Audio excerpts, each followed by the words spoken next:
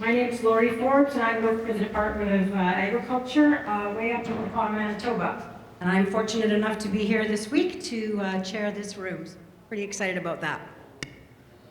On behalf of Manitoba Ag Days, I'm pleased to present the MYSA, or Manitoba Young Speakers for Agriculture, program with partners Manitoba Agriculture, Agriculture in the Classroom, Manitoba, University of Manitoba Faculty of Agriculture and Food Sciences, Assiniboine College Russ Edwards School of Agriculture and Environment, and 4-H Manitoba. We're excited to be live streaming this program for those unable to join us in person today. There are 6 judges and a timekeeper volunteering their time and expertise this morning. Our judges for the senior competition are Kim Bealby. She is retired from a career with Manitoba Agriculture. Kim has had a lifelong advocate for youth leadership development, embracing innovation and building public trust in agriculture. Scott Day is a farmer from Deloraine, Manitoba, who also works for an agriculture venture firm based in San Francisco, where he lives in the winter. He worked for Manitoba Agriculture before leaving the government in 2011 to help start Fall Line Capital. He was a bit of a 4-H speaker in his youth and enjoys supporting other young orators. Signe Diath was raised on a livestock farm and attended Olds College, earning a diploma in beef production. Now she manages a cow, calf, and feedlot side of the mixed farm operations with her and her husband. So this morning, there are 8 speakers who qualified in preliminary competitions early January. We will hear from the 4 senior category speakers first, followed by the 4 junior category speakers. The 2 minutes between speakers will be given to the judges time to do note-taking and scoring. There will be some slides on the screen providing information about the partner organization. The winners will be announced at 11 a.m., directly following Brian Bueller's session titled Farming Simulator, an opportunity to learn and discover. Best wishes to all the speakers. So let's get started. The first speaker this morning is Eve Campbell.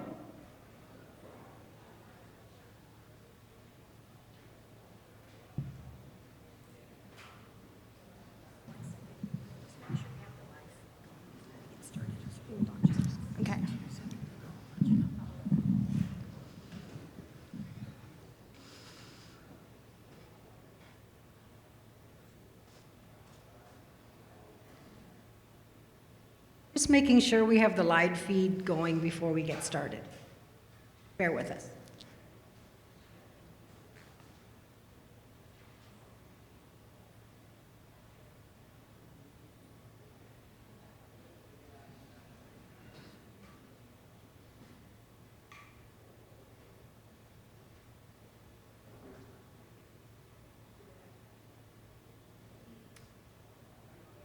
No, it's all good.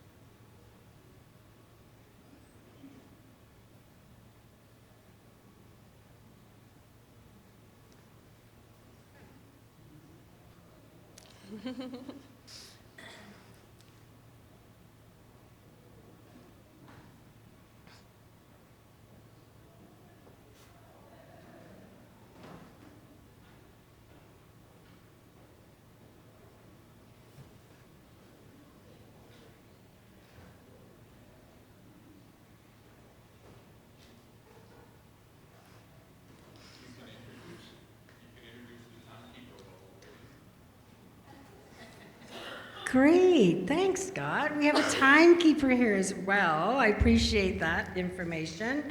Carly Wetter is our timekeeper this morning. And Carly, I apologize, I didn't get your bio in time for you. It's on the sheet. Hey. Carly is from Alexander, Manitoba, a proud alumni leader and parent involved in the 4-H program, graduate of the U of M, and wife of a seed farmer, supporter of youth young speakers for ag. Thank you very much. To go? Perfect. Good morning, everyone. My name is Eve Campbell, and today I'll be addressing both the deceptive myths and realities of genetically modified organisms, commonly referred to as GMOs. The myths I'll disprove today include the following statements. GMOs are unnatural, GMOs are less nutritious, GMOs cause allergies or cancer, and GMOs are harmful to your health. Without delay, let's continue. Scientists have developed genetically modified crops that thrive in harsh conditions. They're super resilient. Genetically modified, or GM crops, have been engineered to resist pests and produce higher yields. This idea of modifying plants for human benefit isn't new. We've been selectively breeding plants for thousands of years, making them hardier and even more useful. Modern genetic modification is a very direct process. It requires surgical precision, going a step further by changing the actual DNA of organisms to create more desirable traits. GM crops are able to produce these traits faster and more efficiently than traditional breeding methods. Natural gene transfer happens constantly in GM crops. GMOs are natural. Let's go over some examples of GM crops and their benefits. Here's one we're all familiar with, canola. Scientists modified canola to increase crop yields, guarantee consistent quality, reduce pod shatter, and resist herbicides so we can spray weeds without killing the crop. Canola is an excellent example of how genetically modified crops can aid food security. It yields well, and we produce a reliable supply. Golden rice has been genetically modified to contain vitamin A, preventing malnutrition in less developed countries. According to Operation Eyesight, one typical daily serving supplies a whopping 60% of the vitamin A critical for healthy eyes. That's impressive. A GM crop can prevent blindness and death in thousands of children. Many GMOs are just as nutritious as their non-GMO counterparts. Some are even enhanced with extra vitamins, like vitamin A in golden rice. GMOs are nutritious. A common concern around GMOs is that they cause allergies or maybe even cancer. However, no evidence links approved GMOs with increased allergies or a greater number of cancer patients. Corn and soybeans are engineered to resist pests and herbicides, reducing the amount of chemicals needed to grow them. There are claims that glyphosate, a herbicide used to manage some GM crops, is harmful to your health. As stated on the official website of the Government of Canada, glyphosate is safe at typical exposure levels. Raise your hand if you drink coffee. Oh yeah, I'm seeing some hands. Coffee is also considered safe at typical exposure levels. The Food and Agriculture Organization of the United Nations and the World Health Organization state, no allergic effects have been found relative to GM foods currently on the market. With science supporting my claim, GMOs don't cause allergies or cancer. We've been told GMOs are harmful to humans, but they're actually helpful. This term at school, I'm taking a course called Geographic Issues of the 21st Century. And one thing that really stuck with me was a TED Talk we listened to. It was called Pamela Ronald, The Case for Engineering Our Food. Pamela proved GMOs aren't harmful to humans. They're actually a powerful tool that can improve our global food security. Rice is a staple food for more than half the world population. 40% of rice is lost to disease, pests, and weather every year. Researchers enhance the flood-resistant gene in rice, so farmers can still grow and harvest it, even when their fields are covered with water. Another example Pamela shared is the ring spot virus in papaya. It was overcome by genetic engineering that made the plant immune to infection. What's better for us? Papayas with ring spot virus or papayas that have been genetically engineered to resist disease? GMOs undergo thorough testing. They're consistently found safe by the World Health Organization and scientific reviews. There's no evidence of greater risk in GMO foods than in non-GMO foods. I hope I have convinced you GMOs are not harmful to humans. They're safe for us. Together, let's challenge the myths surrounding GMOs. Scientists have found they aren't scary. There's nothing sinister about them. GM crops have the potential to help us with real-world problems. They can prevent malnutrition in developing countries and support food security worldwide. We can better inform consumers about the real facts by sharing our knowledge. I challenge you to tell one friend or family member what you learned today. Research indicates GMOs are natural, nutritious, they don't cause allergies or cancer, and they're safe for your health. Thank you for your time and consideration.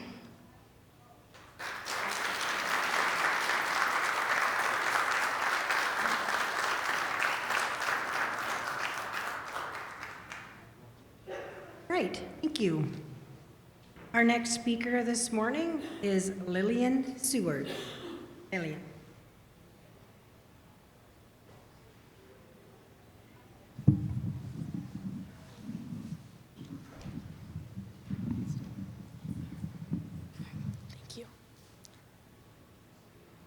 Food is easy to judge when it's finished on a shelf or plate. What's harder to see are the months of planning, science, and risk behind it. Because in agriculture, opinions don't grow food. Knowledge, planning, and responsibility do. Good morning, fellow Manitoba Young Speakers for Agriculture, ladies and gentlemen, the organizing committee, and the honorable judges. Myths about Canadian agriculture. How can we challenge common myths and better inform consumers about the real facts? One of the biggest myths in Canadian agriculture is that what we do is simple, that crop farmers just plant seeds, that livestock producers just feed animals, that food somehow takes care of itself between the field and the grocery store. As if agriculture is ran on luck instead of knowledge, as if decisions are made without planning, as if outcomes aren't shaped by hundreds of choices made long before anyone sees the final product. Canadian agriculture is built on science, timing, risk management, and constant adaptation. This isn't just opinion. Research shared by Agriculture and Agri-Food Canada shows that modern farming depends on data, technology, and careful planning at every stage. Every sector depends on another, and every choice has consequences, whether consumers see them or not. Let's start in the field. Every acre tells a story. Soil composition, crop rotation, fertilizer rates, seed genetics, moisture management, pest pressure, and disease prevention. Protein levels matter. Starch and energy matter. Moisture matters. Harvest timing matters. Organizations like the Canadian Grain Commission test grain for protein and moisture because quality affects how crops are stored, processed, and used long after harvest. Because crops aren't just grown, they're managed. And their quality affects everything that comes after: storage, processing, human food, and livestock feed. A crop that looks good from the road isn't always a good crop. It has to meet nutritional targets. It has to withstand storage. It has to perform the way it was intended to. That's not accidental, that's agronomy. That's experience paired with research. Now let's flip over to a common myth on the livestock side of things, that feeding animals is as easy as dumping grain in a bunk. In reality, nutrition is calculated. Energy supports growth, fiber protects digestion, proteins builds muscle, minerals influence structure, immunity, and longevity, fat affects finish and efficiency. Research used by groups like the Canadian Beef Research Council shows that balanced nutrition directly affects animal health, growth, and welfare. Rations are balanced, adjustments are constant, animals are monitored daily, not monthly, not weekly, but daily. Growth rates are tracked, stress levels are observed, health, behavior, and efficiency all matter. That's not casual work, that's management. That's nutrition science, that's genetics. That's understanding growth curves, feed conversions, and long-term animal welfare. And none of it exists on its own. The feed came from a grain farmer who spent months producing a crop with the right nutritional profile. Someone testing protein, starch, and energy density. Someone watching the sky, checking fields, adjusting equipment, and gambling an entire year on weather they can't control. They plan months ahead. They invest thousands before a seed even hits the ground. They adapt constantly to conditions that change by the day. That's not guessing, that's science. That's risk management, that's commitment. But here's a myth people love to repeat across all sectors of agriculture. Farmers don't care. Anyone who has ever worked in this industry knows how false that is. You don't invest your time, money, and energy into lands, crops, or livestock if you don't care. You don't stress over soil health, sustainability, biosecurity, or animal welfare out of indifference. Farm and Food Care Canada works with farmers across the country to set animal care and environmental standards because responsibility is part of the job. You don't check barns late at night or walk fields early in the morning because it's convenient. You do it because agriculture carries responsibility, and failure has real consequences. And that responsibility comes with pressure. Pressure from the weather that won't cooperate, pressure from markets that fluctuate daily, pressure from disease risks, rising costs, and public expectations, and pressure from criticism that often comes without understanding. That's another part of agriculture people rarely talk about, the mental toll. Farmers carry uncertainty every season. They make decisions with no guarantees. They absorb stress that doesn't shut off at the end of the workday. When myths spread, that weight gets heavier. When misinformation replaces facts, it affects real people, families, communities, and livelihoods. So how do we challenge these myths? Not by arguing, but by showing the facts, sharing the process, and letting people see agriculture for what it really is. We speak up, we educate, we explain what actually happens behind the scenes. We invite people to look beyond the surface. We show the science in the soil, the research behind the seed, the planning behind nutrition, and the care behind every production decision. Modern agriculture isn't a guessing game.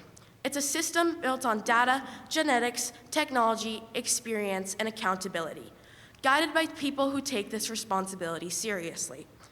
And when a product reaches the market, whether it's grain, livestock, or food, it represents far more than the final result. It represents months and years of planning, countless decisions, unseen stress, and a level of care the public eye rarely witnesses. If people want the real story of Canadian agriculture, they don't need a myth. They need a day in a field, a walk through an operation, or a conversation with someone who lives it. Because once you see the science behind the system and the research behind the work, the truth speaks for itself.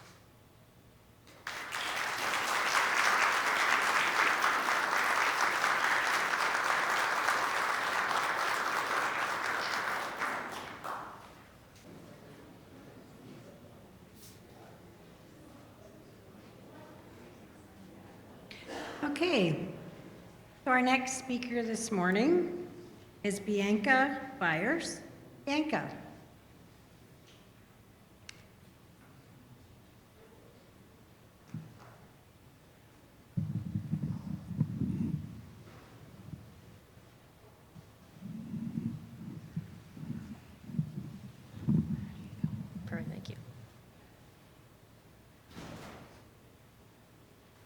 Are you an industry leader in the agri-food sector?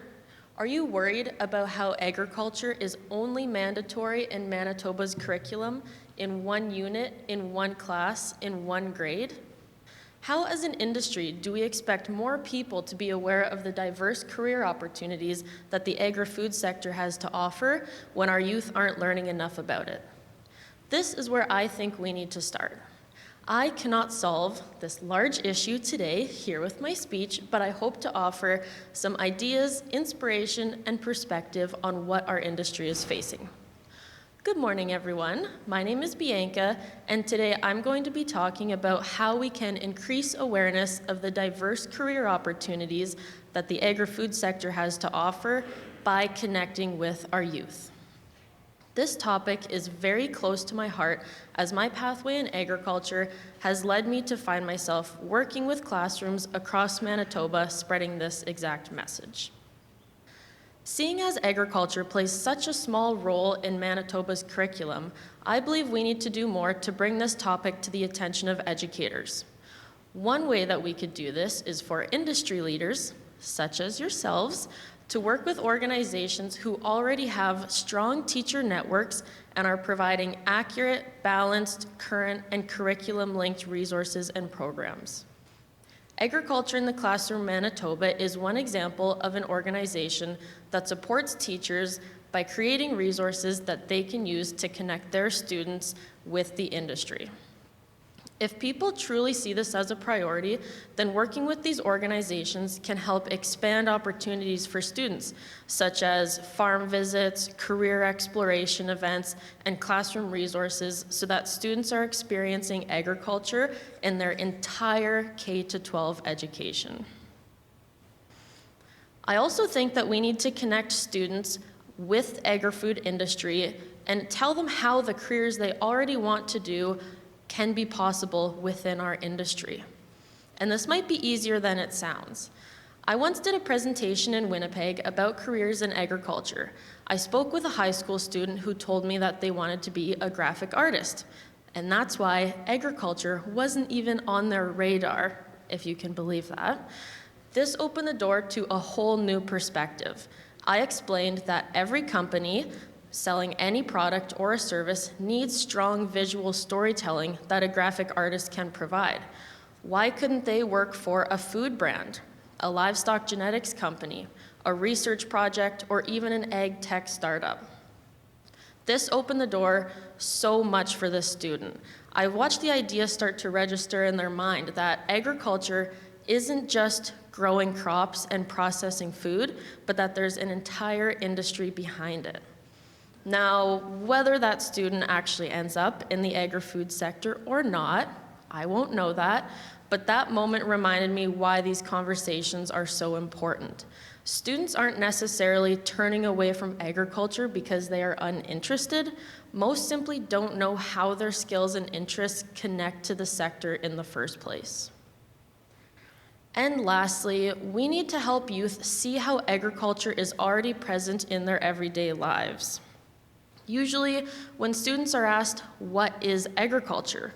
They picture the big red barn, an old man in overalls with a pitchfork saying E-I-E-I-O. Now, youth see agriculture as this because society sees agriculture as this. Policymakers and leaders make decisions based on this persona.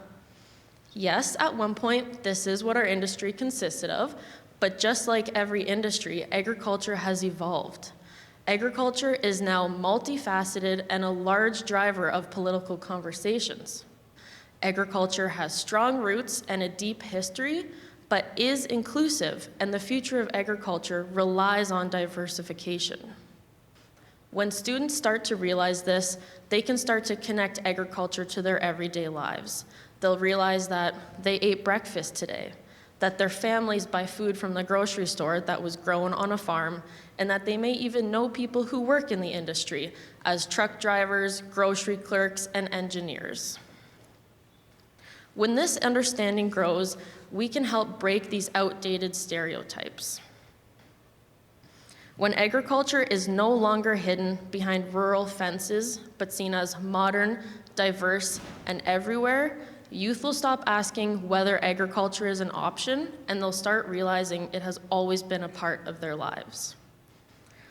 If 1 in 4 jobs in Manitoba are connected to agriculture, awareness cannot be optional.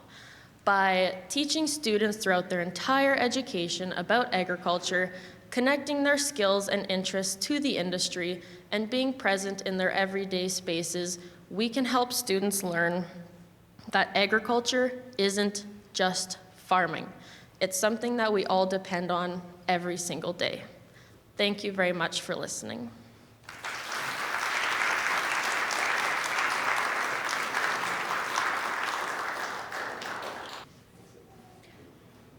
All right, I have one more senior speaker this morning.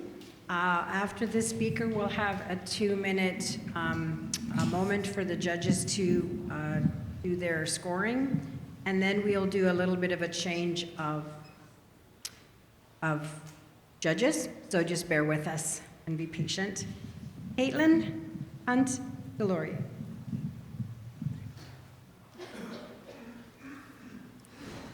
Good morning, everybody. My name is Kaitlin Hunt-Delaurier, and I grew up in Swan River, Manitoba, but I spent a lot of time on my family farm in Laurier, Manitoba, which is what sparked my interest for agriculture. Now I'm studying at the University of Manitoba, and I'm in my final year of the Faculty of Agricultural and Food Sciences degree. I'm majoring in agronomy. So I'm going to start off by asking everybody a question. Have you ever heard somebody say that agriculture is the leading cause of climate change?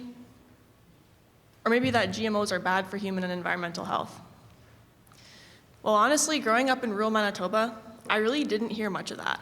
So it wasn't until I moved to Winnipeg to pursue my degree in agronomy that I realized how many people actually believe these myths about agriculture.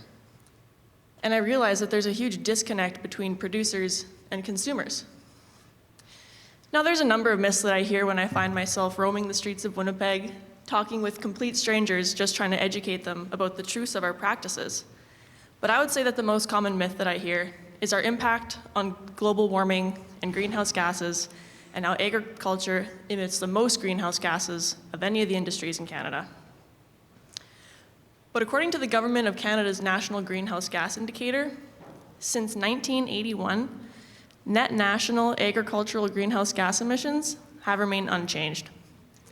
So for the past 45 years, our impacts on greenhouse gases have been the same. Now, all the Prairie provinces do show relatively low emissions, and this is mostly due to the fact that we've been implementing beneficial management practices. So some of these practices include switching from annual to perennial cover, implementing no-till or even reduced tillage practices, and the big one is the discontinuation of summer fallow. Articles from the Canadian Journal of Soil Science show that by adopting these beneficial management practices, we've increased soil health, reduced our impact on greenhouse gases, and overall enhanced our environmental impacts on agriculture. So the Canadian National Inventory Report in 2023 broke down greenhouse gases by utilizing a pie chart. Now, on this pie chart, it demonstrated each industry and its contributions to emissions. 81% of all greenhouse gases were sourced from the energy sector. So 43% of those came from stationary combustion sources, 28% came from the transportation industry, and 10% came from fugitive sources. On that same pie chart, agriculture's emissions were only 7.9%. Now, the Government of Canada also has records showing land-based greenhouse gas removals. And in 2023, the National Inventory Report showed that agricultural land accounted for the most removals of greenhouse gases from the atmosphere, totaling 22 megatons of carbon dioxide equivalent. Now, the other common myth that I hear is that GMOs are a danger to human and environmental health. But the truth is, genetically modified foods are safe to eat. And this has been proven true by countless studies and findings from regulatory agencies to independent scientists all over the world. The Book of Environmental Research has an article published in 2025, and it's composed of peer-reviewed studies from 2016 up until 2025, showing extensive evidence consistently supporting the safety of GMO foods for human consumption and environmental protection. The few studies that do claim that GMOs are unsafe do not have data that meets the standard of scientific acceptance and couldn't be replicated by other researchers. Now, when I was researching the effects of GMOs on the environment, I actually found a lot more positive peer-reviewed journals than I did negative. For example, Brooks and Barfoot published an article in 2020 highlighting the importance of insecticide-resistant and herbicide-tolerant technologies. By adopting these technologies, we've reduced pesticide spraying by 8.3%. And as a result, we've reduced our environmental impact associated with herbicide and insecticide spraying on crops. In addition, this has facilitated cuts in fuel usage, as well as a reduction in tillage. Actually, a fun fact that I found from this study in 2018 was that these reductions in emissions were equivalent to removing 15.27 million cars from the road. Now, a huge factor in consumers believing these myths about agriculture is their lack of education and absence of opportunities to learn from those of us within the industry. By using our knowledge about agricultural practices, we can help educate those who haven't had the opportunity to learn about agriculture. So I encourage everybody here, those of you who are maybe just starting off in your studies, those who are well established in your careers, and those of you who have been within the industry for many, many years, and you've seen it all, use your voice, speak up, and connect with those who haven't had the privilege to experience this way of life. And I'm gonna finish off with a quote from Matt Rush. In the absence of our voices, those who don't know us and don't understand us are redefining who we are and what we do. So it's important that we tell them who we are, what we do, and most importantly, why it matters to them. Thank you.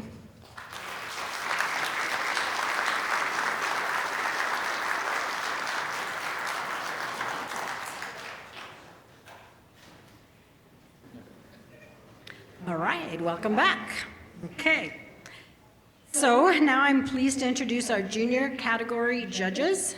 We have Cameron Woolman. Cameron attended Brandon University in the Faculty of Education after completing a Bachelor of Arts degree at Canadian Mennonite University in Winnipeg. He has lived on a farm all his life and has enjoyed being involved in farming operations such as seeding, spraying, cultivating, and running a grain cart at harvest. Fiona Yuckman is a third-generation grain farmer from St. Francis Xavier, Manitoba. She was a longtime 4-H public speaker, as a member and now as a head leader of the U of M Future Leaders 4-H Club, where public speaking is encouraged as a life skill. And Susan Kerr is a product delivery manager for Manitoba Agriculture Services Corporation and brings over 20 years of expertise to agricultural risk management programming and client service. She holds a diploma in agriculture from the University of Manitoba and is passionate about fostering producer engagement across the province. Thank you, judges. And again, we have our timer, same timer as. All right.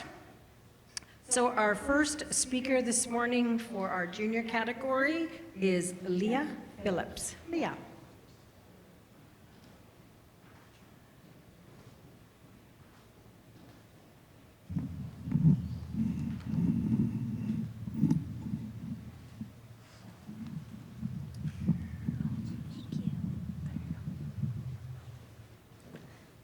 Have you ever heard something so ridiculous that you wonder if the person who said it had ever even seen a farm? Well, that happened to me last week. My name is Leah Phillips and I'm 13 years old, which means I know everything. Just kidding. But I do know one thing's for sure. People believe some pretty weird myths about Canadian agriculture. Honorable judges, fellow competitors, family, and friends. As a 6th-generation farmer, I'm here to tell you the truth about the things you may or may not know. I'm going to bust one of the biggest myths and show you how we can help everyone learn the real facts. Don't worry, I'll keep it fun.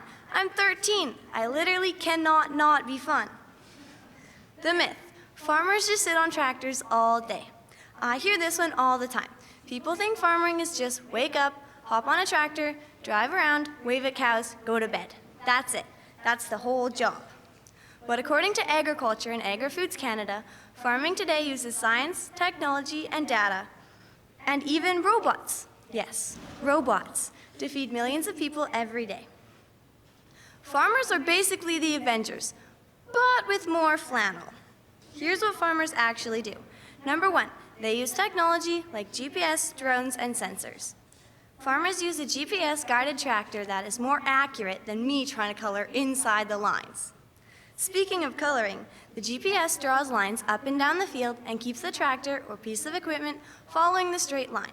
Some are even advanced enough to turn around at the end of the field and go back without missing a single piece of the field. They also use drones to check crops. The drones are so advanced now that they can recognize insects, weeds, and even diseases from the air. This allows farmers to make informed decisions on what they want to spray. The other cool thing that we have on our farm is spray-controlled sensors, so we never overlap our spray.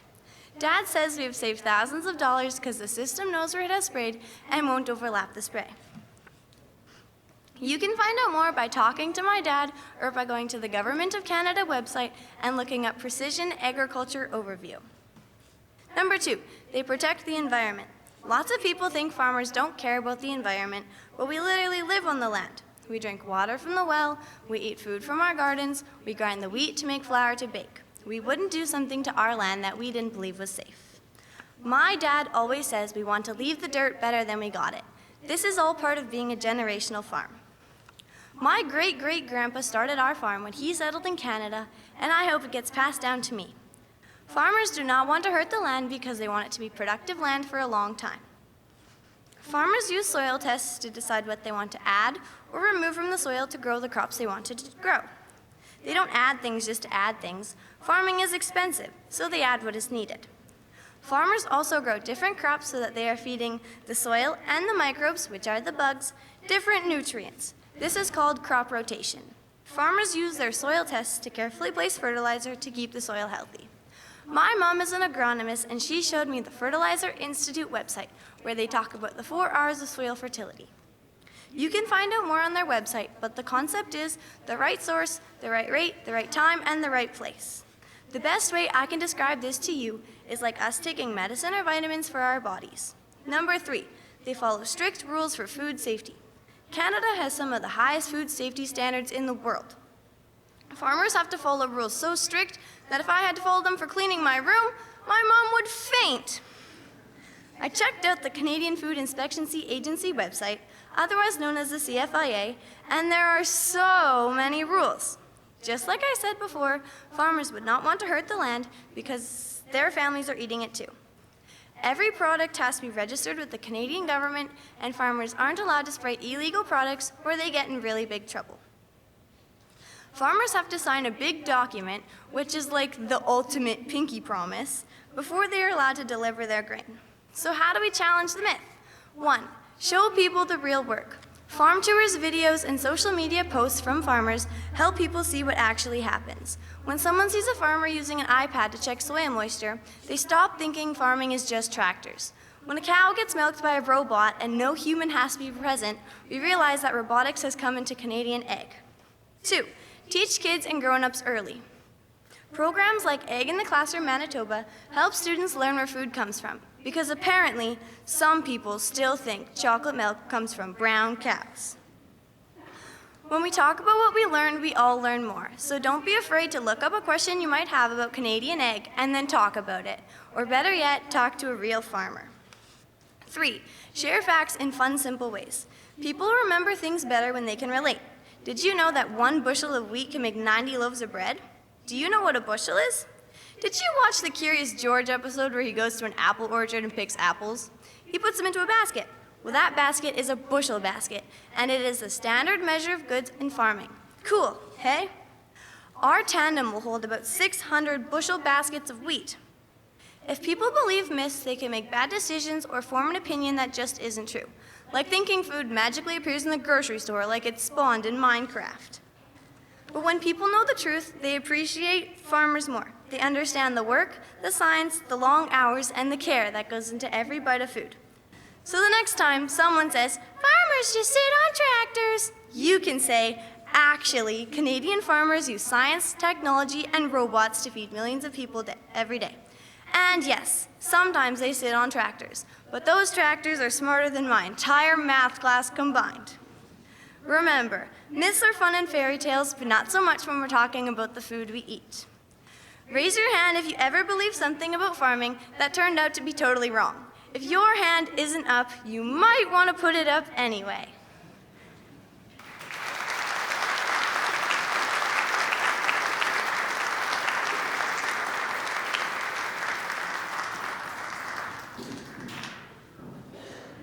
Okay, we have our second speaker here this morning for our juniors, Janelle Gilmore.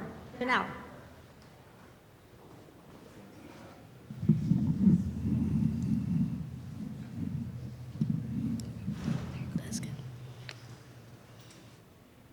Joe, are those cows out again? No, woman. They're just getting their graze on like Mother Nature intended.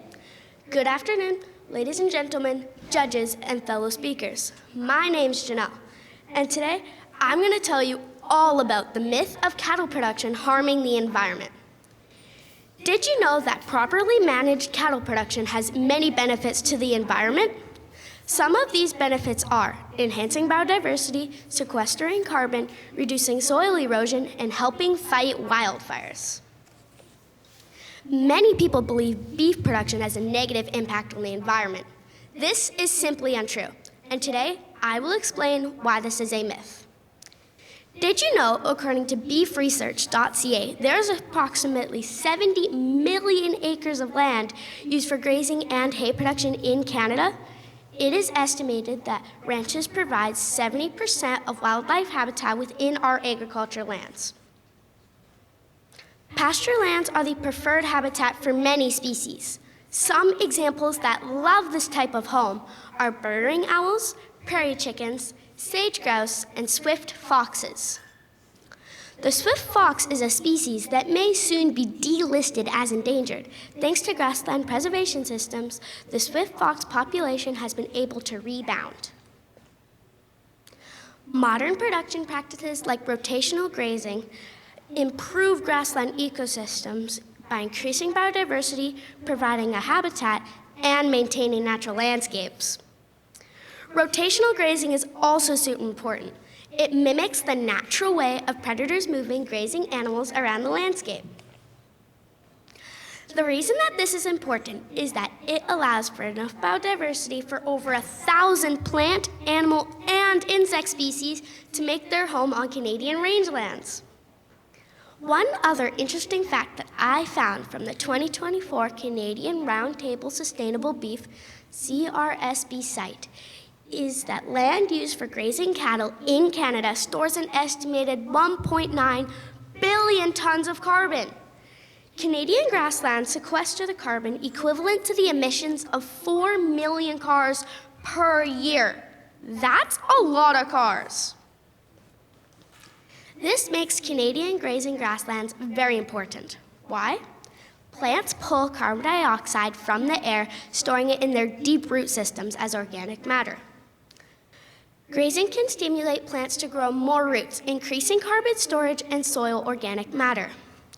Higher soil organic matter can improve soil structure, allows for more nutrient retention and water holding capacity, which leads to more robust plant growth. This can also offset emissions, creating financial opportunities through carbon markets.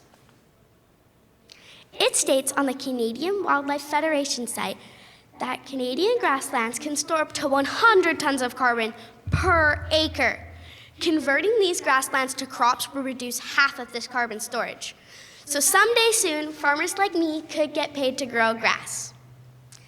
Now let's talk about how Canadian grasslands can help prevent soil erosion. Maintaining continuous plant cover through growing pastures and forages creates extensive root systems that bind soil together. This is crucial in keeping the soil in place, especially on the wind and drought-prone prairies. Grasses develop deep, fibrous root systems that can extend several feet below the surface, acting like a safety net against the forces of wind and water. These root systems also make the soil more absorbent, reducing the risk of flash flooding and water erosion. I bet you didn't know that grazing is used as a wildfire prevention tool. When old Betsy the cow is grazing, she's actually eating the fuel to the fires. Grazers like her and the rest of her herd are controlling the amount of dead grasses and undergrowth on the landscape, reducing the number and severity of wildfires. This is why grazing is used as a wildfire prevention tool worldwide. I hope you can see how this myth is totally false, like I do. Beef production doesn't negatively impact the environment, it helps it. Cattle production does keep large amounts of the prairies and grasslands, which has many benefits to the land. So next time you see a pasture full of cows, thank them for helping save our environment.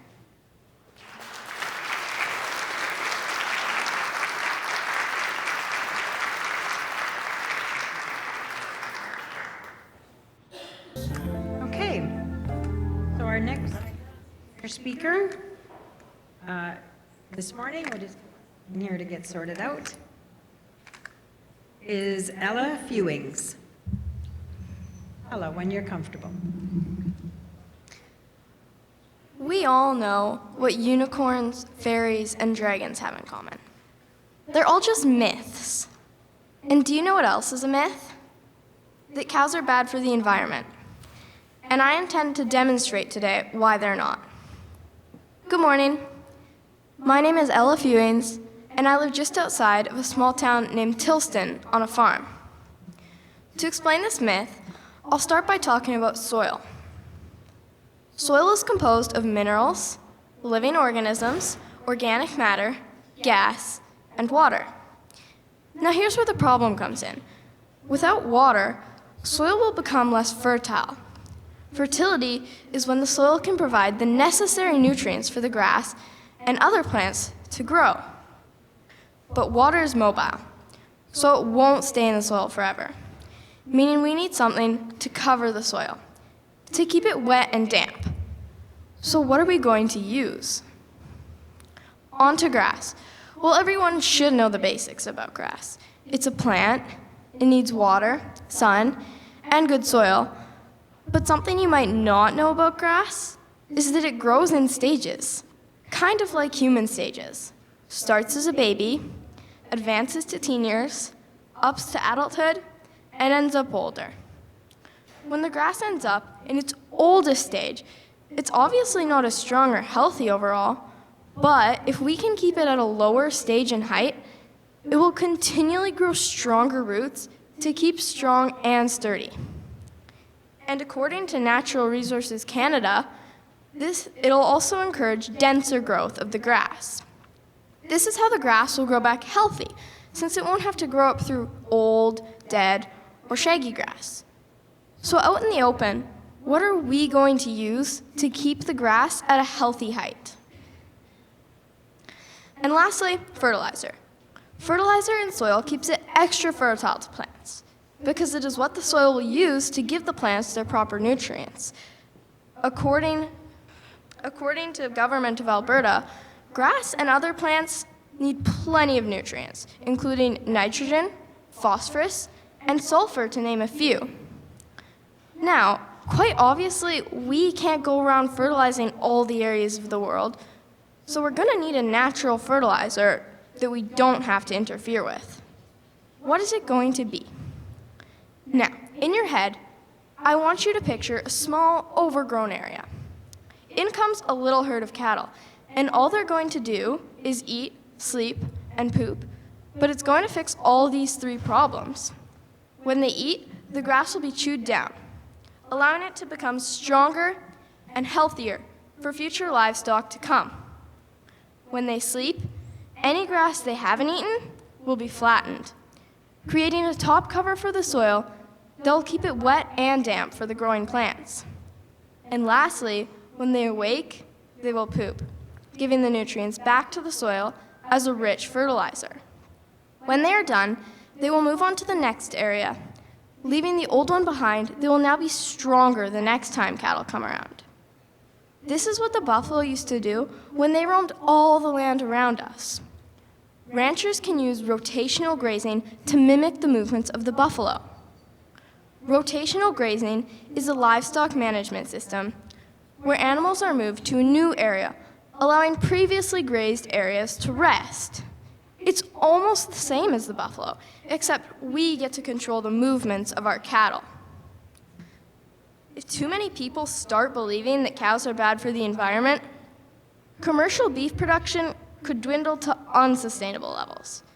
People need to know that as long as we raise the cattle properly, cattle will help heal our environment because they can fix the problems that we, as humans, cannot. But of course, people have their reasons of believing this myth. Climate change.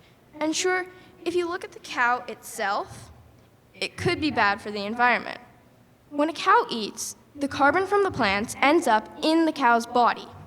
So when they burp, they'll end up burping a greenhouse gas called methane, a carbon-based gas. But if you ask my dad, it's all just a part of the big cycle. Cow burps carbon, plants use carbon, and then the cows eat the plants again, over and over and over again. And if you think about it, just like how we need oxygen, plants need carbon dioxide, except plants give off oxygen and we give off carbon dioxide, meaning us and plants basically live off each other. So for us to live, plants need to live. And for plants to live, they need animals like cows to chew them down and to cover and fertilize their soil. For people to become aware of this, all ranchers need to pitch in. We could advertise it, do little tours around our farms and ranches. Some things already being done include egg in the classroom and advertisements in fast food chains, most notably A&W. People could even post different articles on social media once a week or once a month. Who knows? Maybe raising awareness about this topic could be somebody's entire job. Or you could even just come up with your own ideas. But whatever we do, we need to do it fast. Additional sources consisted of TED Talks, Province of Manitoba, and especially my dad. Thank you for listening and have a good rest of your day.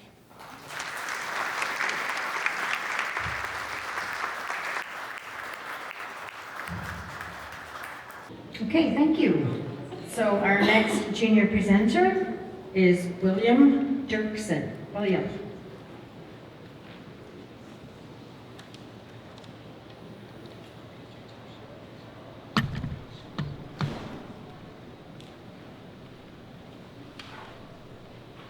Raw milk in Canada, debunking myths and revealing the facts. Today, I want to talk about a mystery involving cows, milk, and Canada. Good morning, judges, fellow speechmakers, parents, and friends. What if I told you there's a kind of milk that most kids in Canada have never been allowed to try? A milk that disappeared ages ago when my mom was just a kid. It's not chocolate milk, it's not strawberry milk, it's called raw milk, and it's been missing in Canada since 1990.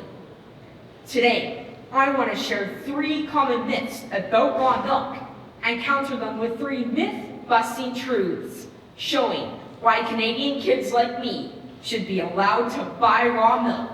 So buckle up, Buttercup, for some farm fresh facts. So, let's start with myth number 1. Pasteurized store-bought milk is healthier. Let's set that against the facts. Fact, raw milk retains more of its natural nutrients. Raw milk has vitamins your body can readily use because of its natural butter fat. But store-bought milk has much of its butter fat taken out. And if the natural butter fat is taken out, the vitamins won't be absorbed by your body in the same way. In fact, according to the Journal of Nutrition, emerging research from 2025 highlights several potential health concerns associated with removing butter fat from milk, especially for youth. Essentially, raw milk has all the essential fat to absorb vitamins. This is good for growing kids like me. Myth number 2, milk must be pasteurized to be safe. And here's the fact. Raw milk contains naturally occurring healthy bacteria. Pasteurization changes the milk. It heats the milk to kill bacteria. I get it. They want to make milk safe. But the reason pasteurization was introduced was because farmers didn't have stainless steel tanks, refrigerated trucks, and effective water treatment. The necessity for pasteurization has changed. Now, don't get me wrong. Raw milk today still requires healthy cleaning practices. It's just that I know small farms are capable of this. So, here's the raw data. According to the Raw Milk Institute, pasteurization kills the good bacteria, the stuff that keeps kids' guts healthy. In fact, studies done by the National Library of Medicine show that unpasteurized milk is linked with higher healthy gut bacteria. I know some of you are thinking, raw milk isn't for me. That's okay. I'm not saying everyone should drink it. I'm advocating for choice in our Canadian agricultural landscape. But I do want to raise the question. If a child's stomach can handle a blue artificial candy, but not raw milk, might that say something about what we're feeding kids? Myth number 3, homogenization is necessary for milk consumption. And now for the fact. Consumers need education about the effects of homogenization. Homogenization is another process that happens to store-bought milk. It is the process of filtering the milk through microscopic filters so that the butterfat doesn't rise to the top and separate. According to Dairy Nutrition, homogenization was introduced to improve the stability and appearance of milk. While that sounds good, the microscopic fat particles in milk are structurally altered through this process. In fact, the Weston Price Foundation notes that homogenization may increase risk of allergies as well as potentially lead to heart disease. Having considered these 3 myths and countered them with facts, let's briefly take a look at the difference between American and Canadian milk legislation and then get ready for the call to action. According to the CDC, as of 2026, 30 states allow some form of raw milk sales. Contrast that to Canada, where it is not legal to sell raw milk in any province, despite ongoing provincial lobbying. Canada remains one of the few industrialized nations with a full federal ban. Legalizing raw milk could help small farms survive by letting them sell without any costly industrial standards. Challenging myths about raw milk matters because it gives Canadians, especially kids like me, more choices. Again, I'm not saying everyone should drink raw milk, but it should be legal to buy through safe practices. As a Canadian kid, I can buy Skittles, but not raw milk. That just doesn't make sense. So, here's my cream of the crop call to action. If you too care about milk choices, help challenge these myths by talking to your politicians. I've contacted Manitoba's Minister of Agriculture. Now consider how you can advocate too. To summarize, today we explored 3 common myths and the following facts. 1, raw milk retains more nutrients. 2, raw milk retains beneficial bacteria. 3, consumers need education about the effects of homogenization. So, don't let this speech sour your mood. Choose real, choose Manitoba farmers, and keep it rawsome.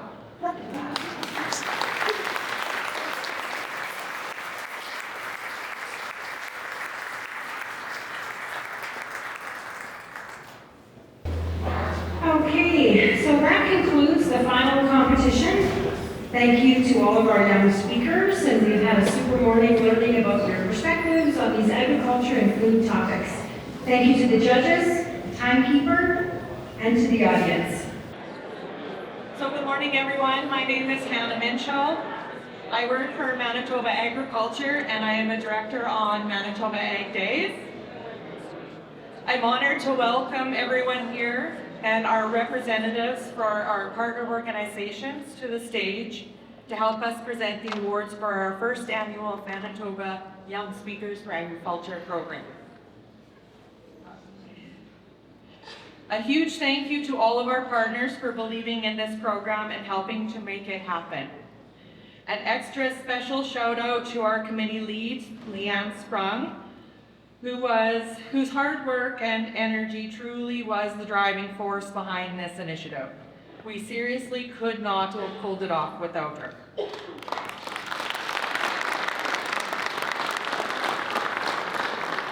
Now, without any further ado, for this senior category, in fourth place, receiving $200, Eve Campbell.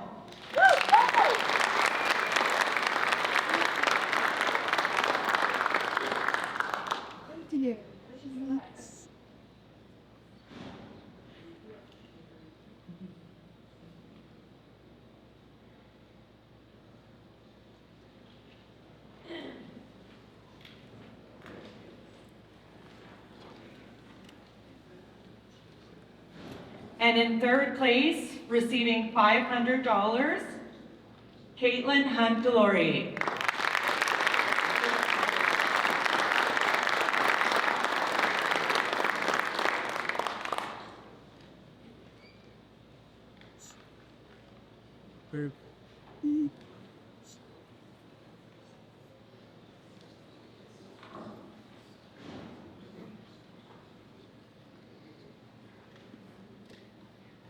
And in second place, receiving $800, Bianca Byers.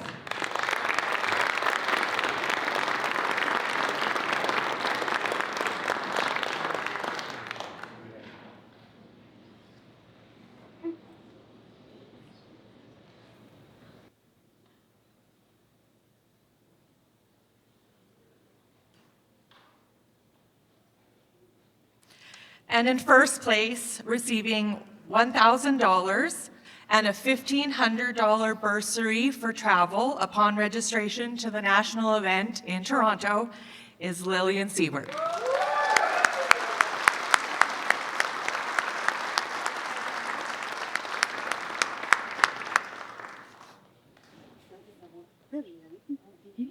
Which one is the Liberty versus Beige?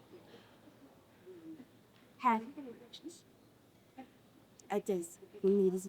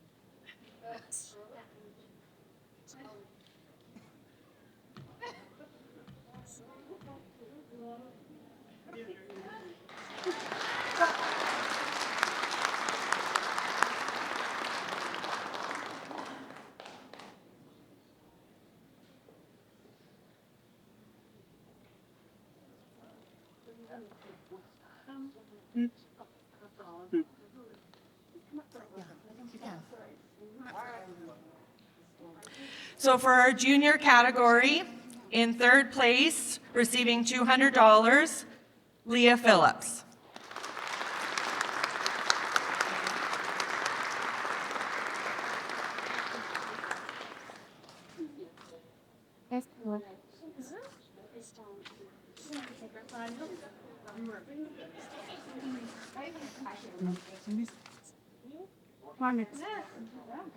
This is upreachers.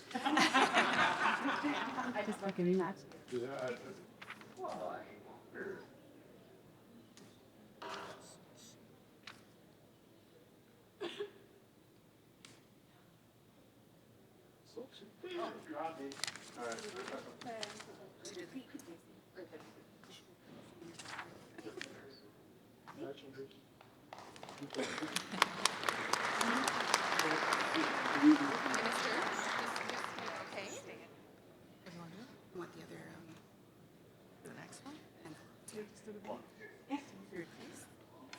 In third place, receiving $500, Ella Fewings.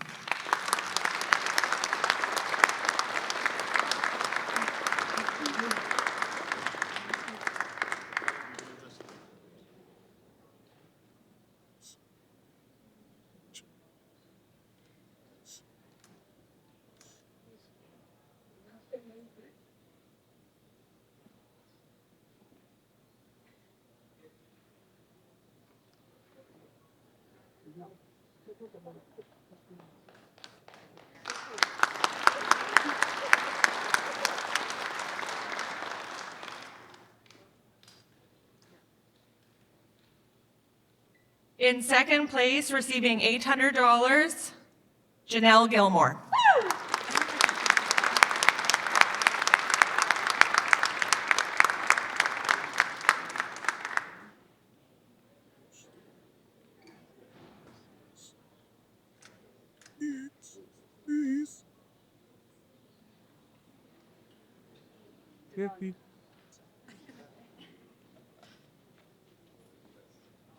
And in first place, receiving the $1,000 prize and the additional $1,500 bursary for travel upon registration at the national event in Toronto, William Derksen.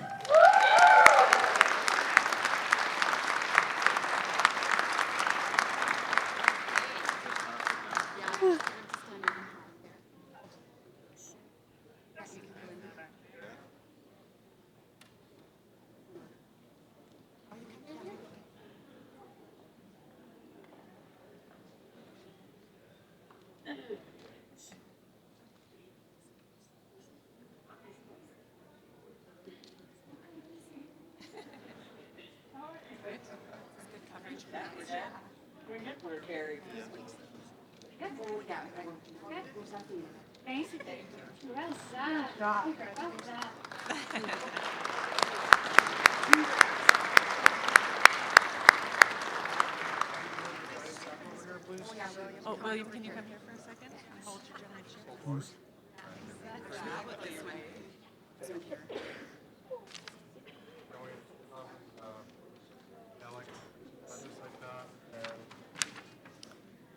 I want you to go from being average happy to really happy, okay? So average happy, happy. And straight face. Happy.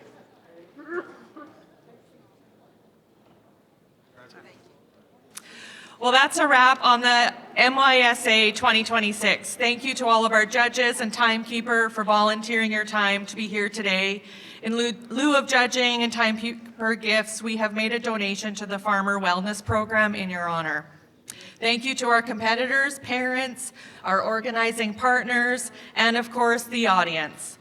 The future of agriculture is bright with these inspiring young voices leading the way.